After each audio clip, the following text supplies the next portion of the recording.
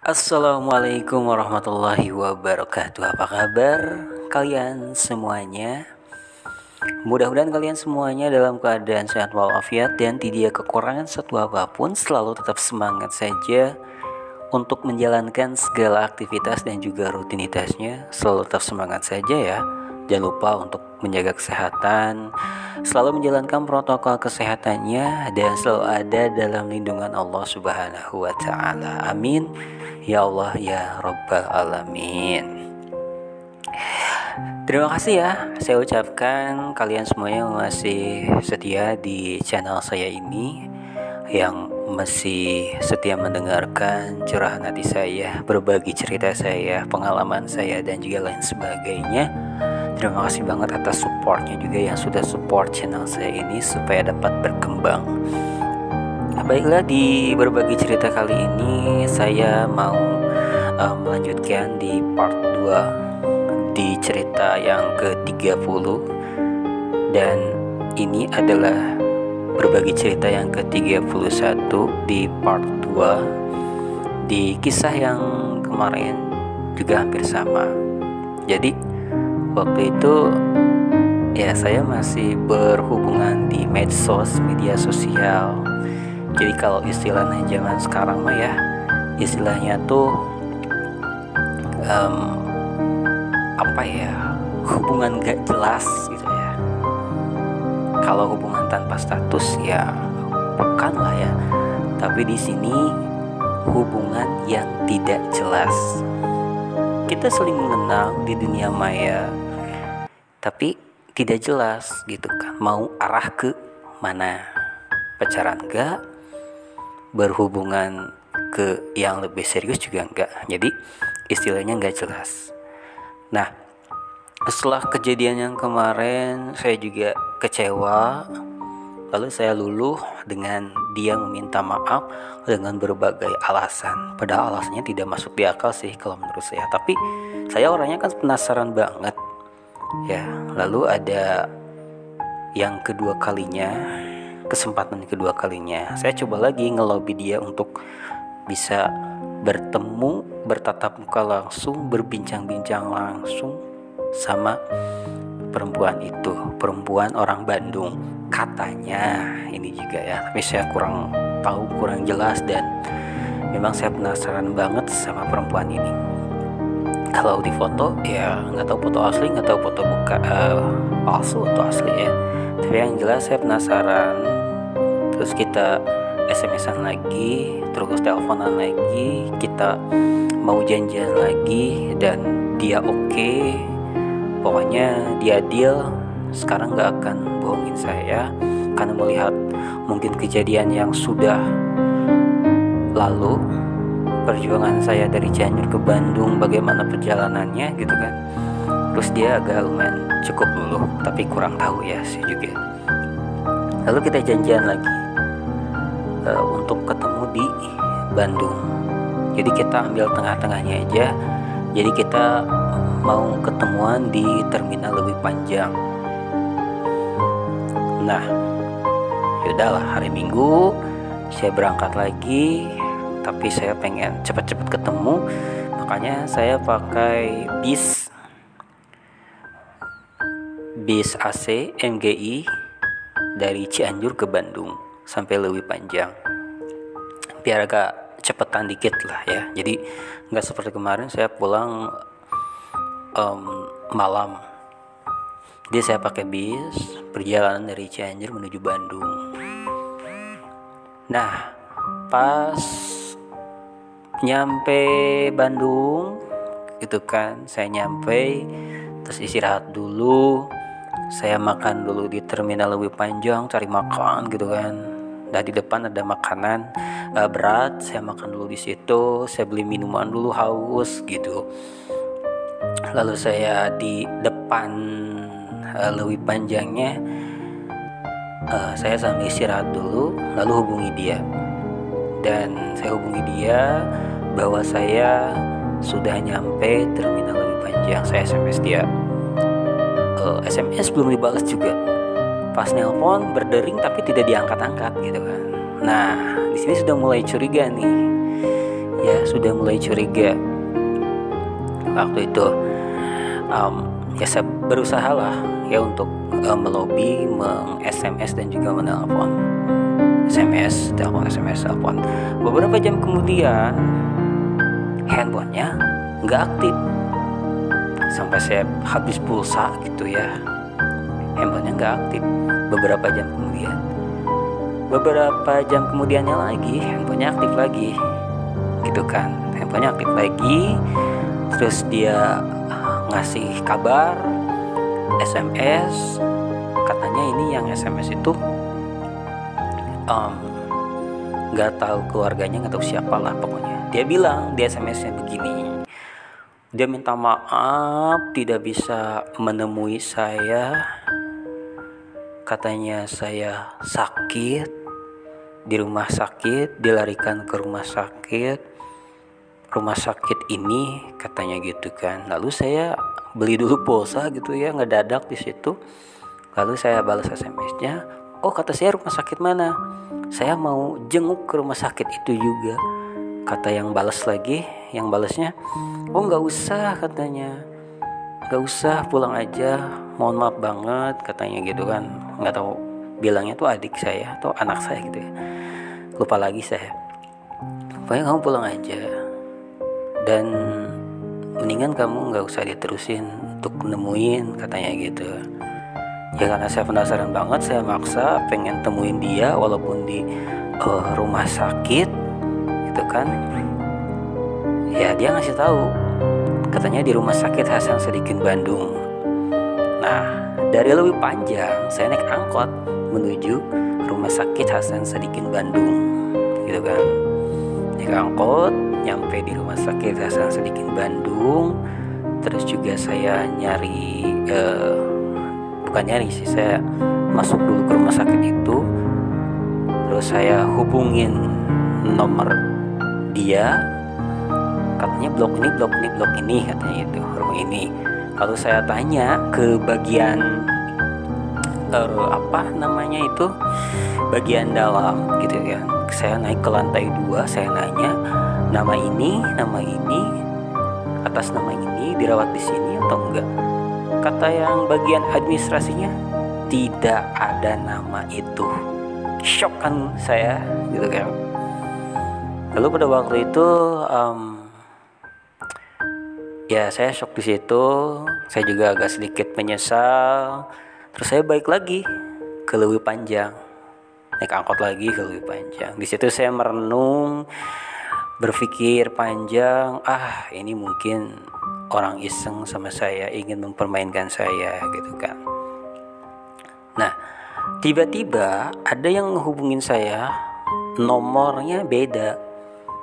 Nelpon saya, halo kak, ini sama kakak ini. Oh ya, ini sama temennya ini katanya. Oh boleh ketemu sama kakak katanya gitu kan.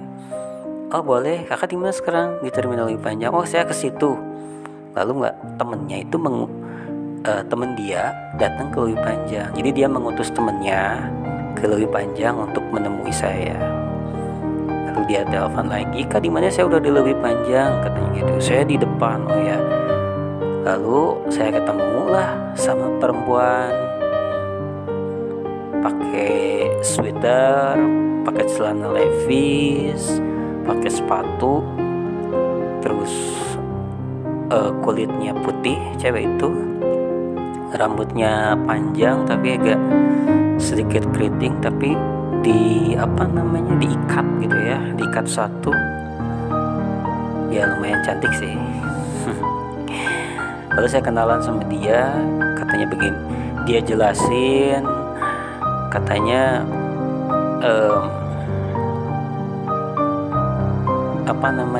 perempuannya akan nemuin kakak, katanya memang benar sakit, pokoknya jelasin bla bla bla bla bla. Lalu dia hubungin saya untuk nemuin kakak, mau minta maaf sama kakak, gini. Terus saya penasaran, nanya ke dia, pokoknya temuin saya dong, rumahnya di mana.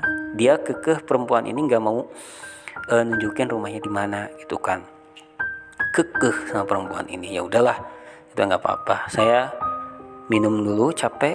cari minum, kasih perempuan ini minum juga, sok aja bawa katanya. Mau minum apa, dia ngambil minum, kita berdua terus dijelasin gitu-gitu. Mendingan kata perempuan ini, kakak ikut saya aja ke rumah saya katanya gitu. Kan saya shock gitu ya, mau ngapain ke rumah kamu? Ya main aja kak katanya gitu. Waktu itu saya nolak, saya pengen ketemu sama ya perempuan yang saya cari gitu, bukan kamu gitu. Ya walaupun dia cantik, tapi saya penasaran sama perempuan yang saya cari gitu.